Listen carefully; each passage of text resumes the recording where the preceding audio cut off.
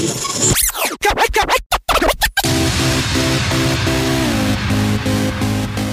are now listening to RJV TV. RJV TV.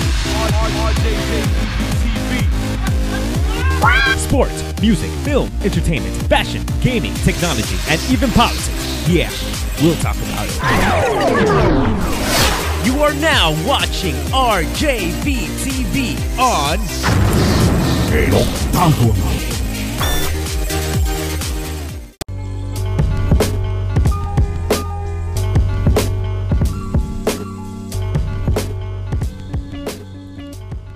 Welcome everybody to another edition of El Octagono on RJV TV, the one segment brought to you by www.eloctagono.com for all your news and updates on mixed martial arts, MMA, UFC, Bellator, whatever promotion, whatever company, even the local ones here in South Florida like CFA and Fight Time. We're going to get into a little bit about CFA in a moment, but I want to take off right away with UFC 165, where we saw one of the greatest battles, one of the greatest wars we have seen in a very, very long time, and that was Alexander Gustafsson versus Jon Jones. And wow, what a war, man. It was an amazing fight. I know taking punishment isn't really what's highly recommended by any fighter, but when we see two warriors go in there and give it their all and come out the way these two came out, man, a lot of people were left speechless from the fight. Others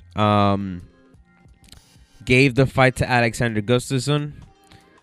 Others gave it to Jon Jones by a slight edge. All in all, this is a match that deserves to be seen again. I know Glover Teixeira's next. Do not take that away. I get that. I really don't feel Glover. I mean, obviously, Jon Jones has some work he needs to do, but I don't think Glover Teixeira has the necessary tools to defeat Jon Jones. Because, I mean, Jon Jones ate some bombs, man, and he did not go down. He took him. He definitely took him. Both of those guys have a heavy, heavy chin on them.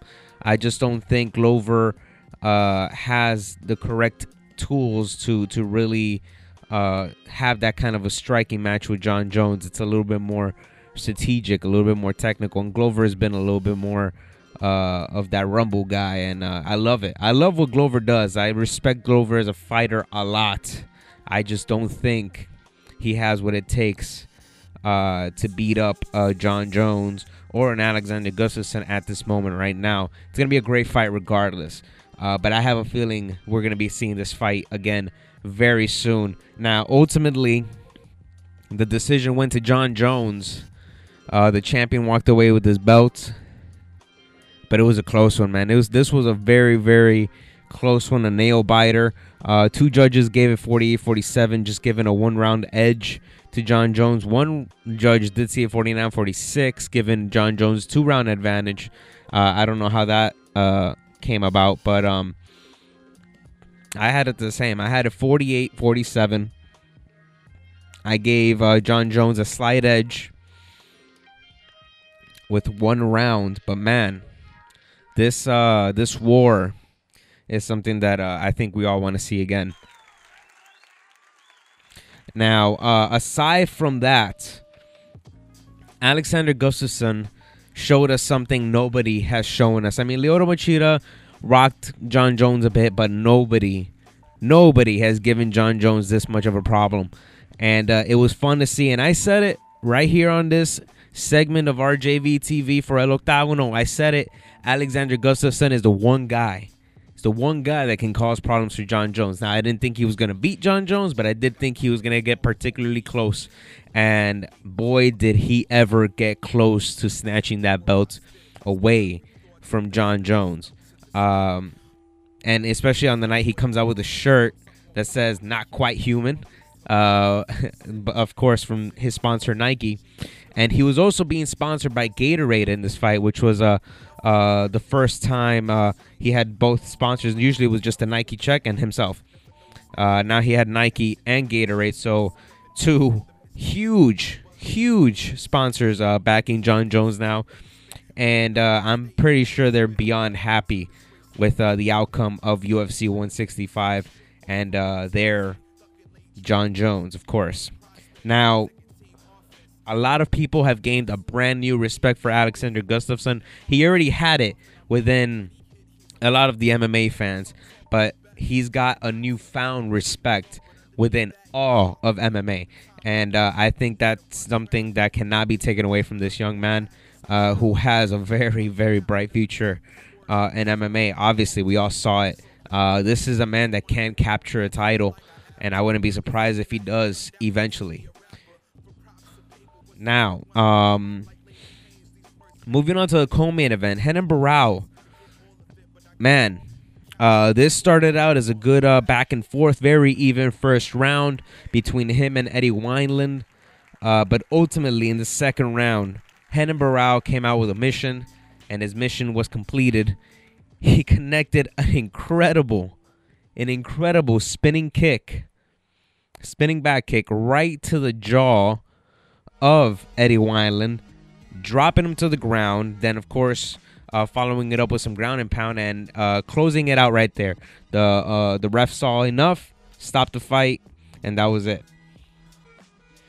So Renan Barão retains the interim championship belts, and he calls it out right there. He's like, I want Dominic next. That's it. I want Dominic next. So is Dominic ready? Dominic, who's been gone for, I mean, I've lost track. It's got to be 2 years by now. He's been gone for so long. It's incredible how long this guy's been out. Is there going to be a ring rust? Is he going to be the same fighter? I mean, who has this much injury time and comes back the same? And obviously, I know there's athletes that have defied the odds. Adrian Peterson.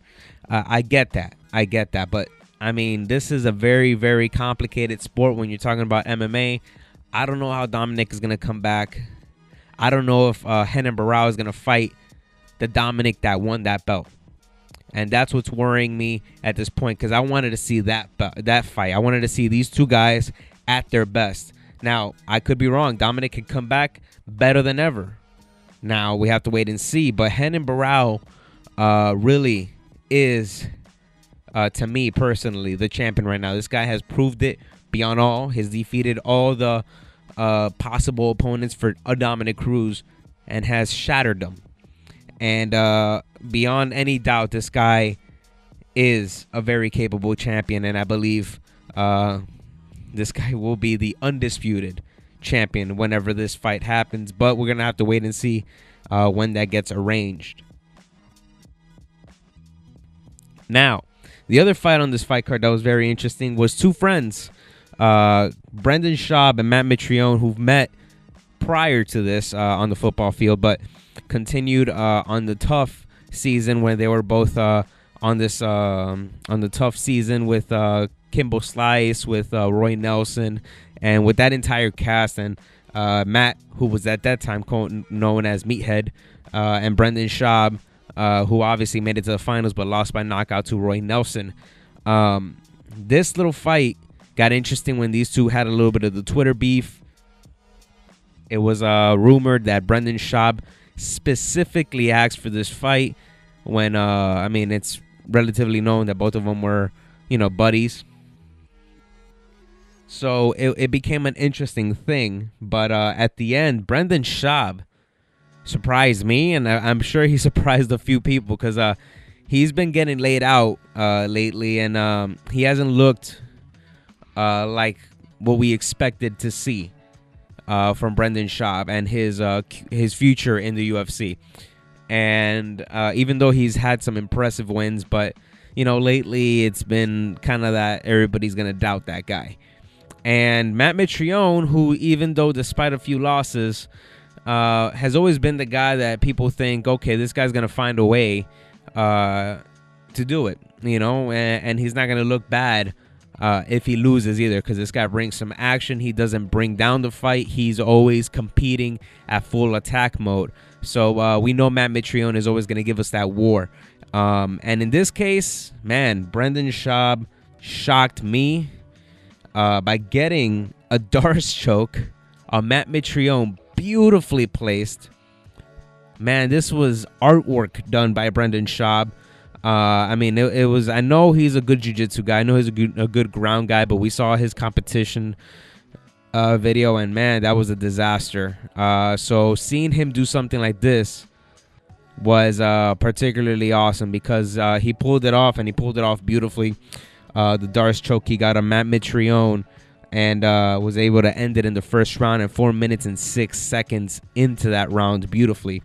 We also had Francis Carmont completely dominating a freaking dangerous animal in Costa Philippou, who's just been destroying people, and this man came through and completely owned Costa Philippou, taking him to the ground, dominating him there with his groundwork, and just owning the fight completely. And Francis Carmont takes this decision, a unanimous decision win, without question, without a doubt. There was nothing Costa Philippou could do to get off the ground, to get on his feet and release with his best potential attack, which is obviously his hands, because this man has powers what this guy has. And man, it was just incredible to see Francis Carmont take that strategy, not only take down one of the guys that has the best takedown defense in the middleweight division, but control him and dominate him and hold him down, not let him get up unless it was stood up by the refs.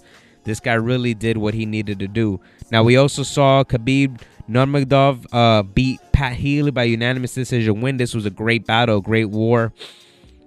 But Pat Healy was completely dominated by Khabib. It was a complete battle, but at the same time, man, it was just complete domination by Khabib, and he ends up taking the unanimous decision victory there over Pat Healy. And not only that, but he took Pat to the ground and controlled a world-class wrestler on the ground so easily.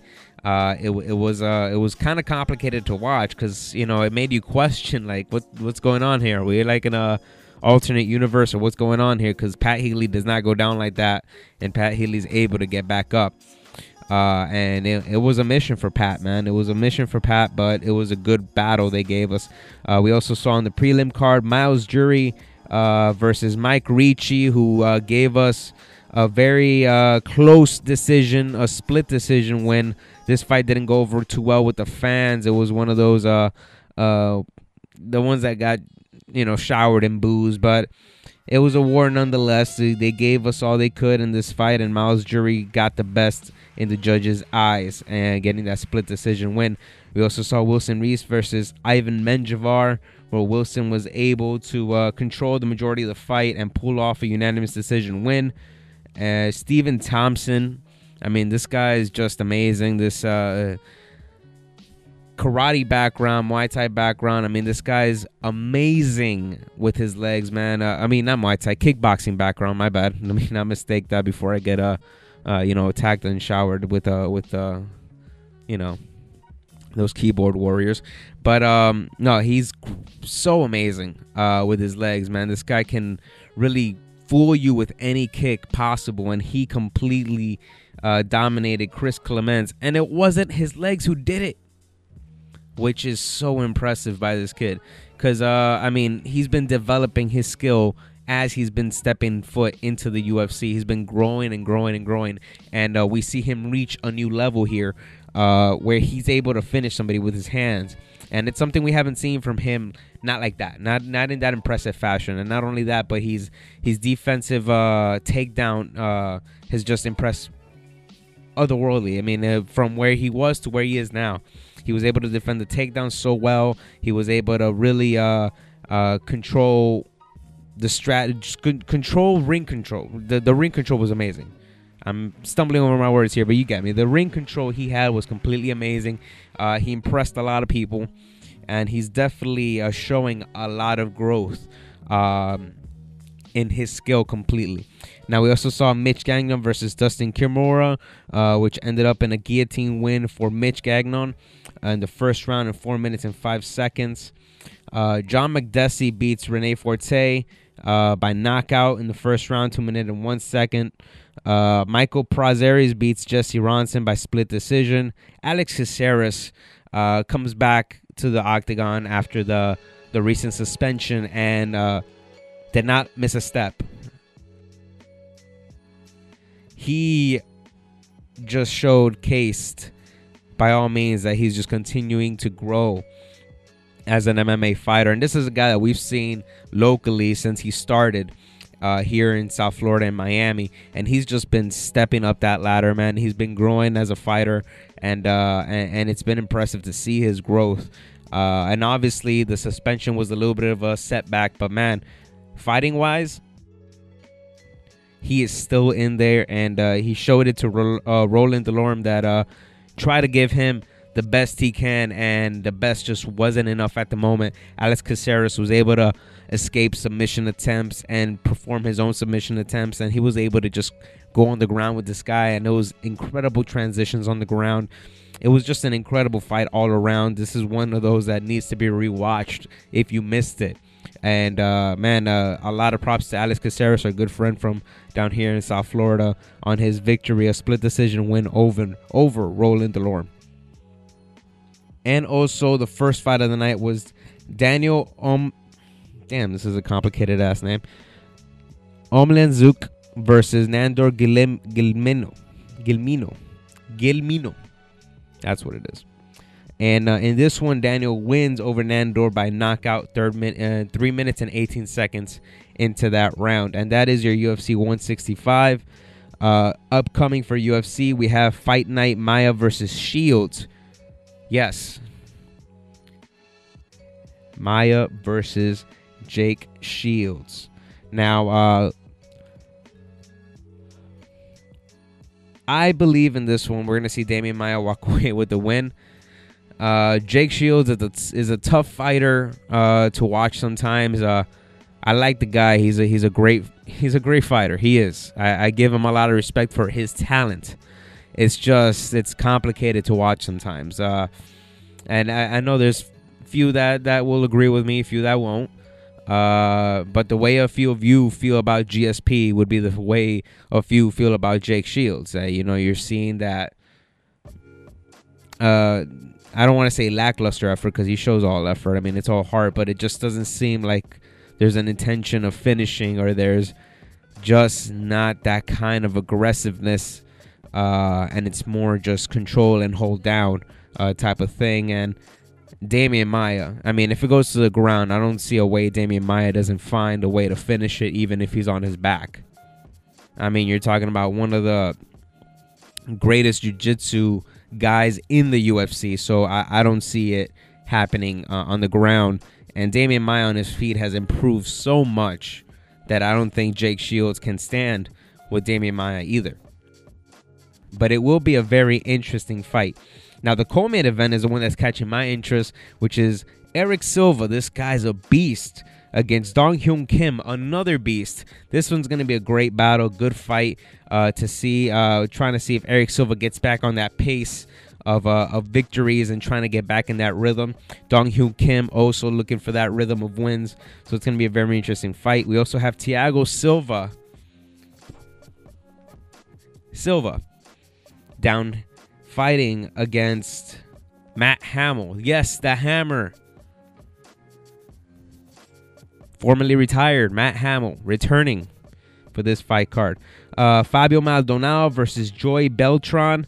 Joey Beltran, who's been looking incredible, man. This guy has really put himself in good place with his body, weight-wise. I mean, this guy's really taken up getting into a new physical form, and man, he's been doing fantastic. So Joey Beltran versus Fabio Maldonado is going to be a very good fight. Josemir Palahares versus Mike Pierce. Josemir, of course, known as the ankle breaker, or I mean, I don't know how you would want to call him, but this guy, if he gets a hold of your ankle, if he gets a hold of your leg, of your heel, you're done. You're done. There's no, I mean, unless you're going to do the Nate Marquardt thing, but you're done. Normally, you guys can't escape that. So we'll see what happens there. Now, in the bantamweight division, we also have Rafael Assunção versus TJ Dillashaw. It's going to be a very fun fight to watch. two speedy guys, two fast guys in the lower weights going at it. Those are always fun to see. We also have in the prelim card, which will be on Fox Sports 1. Well, let me see. Yeah, the entire thing is gonna be on Fox Sports 1, basically. Prelim card will also be on Fox Sports 1. Jacaran Diaz versus Rodrigo Dam. Aldimar Alcantara versus Igor Araujo. Jan Cabral versus David Mitchell. Lilarde Santos versus Chris Caracio. I mean, I'm going with the Portuguese. I'm going with the Spanish language with the name, so I said Chris. And we also have Alan Patrick versus Garrett Whitley in the prelim card. That's going to be on Facebook, which is that one fight. After that one fight, everything else is on Fox Sports 1, which, again, I'm completely loving the channel. I love the competition that they're giving ESPN, even though I know many will say ESPN will completely dominate when it comes to sports news channels and things like that. But I really enjoy a lot of the programming that's being brought to us on Fox Sports 1. That being Mike Tyson, man, if you haven't seen that, check that out. That's an incredible program they have going there with Mike Tyson just recounting things, going over his past, the whole conversation with Evander Holyfield and the fight where he bites the ear. They literally are chair to chair talking about that moment when Mike Tyson bit Evander's ear off. I mean, it's amazing. It's amazing television. I mean, for me, it's just great.